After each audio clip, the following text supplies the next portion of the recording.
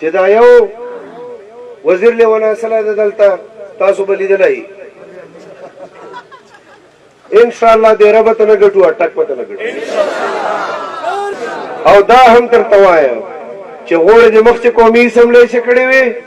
الته می جواب درکړاو وروند بیا غوړې کړې دي زیاتی دا غوړې پرېږده میدان وټپا رئیسه زبردرجه کارکون راولا خپل کارکون به درولو نو د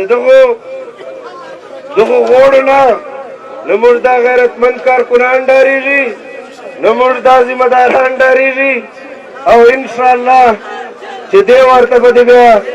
بستره پخه ګول کېږي دا وطن به پرېږدی انشاءالله او ما ته چا ویلي دي چې خپل هر شی امریکې ته شفټ کړي دي بس دی پسې روان دی انشاءالله او دا پیغام چې 19 دسمبر ته انشاءالله ټانټ نه ورسي انشاءالله دا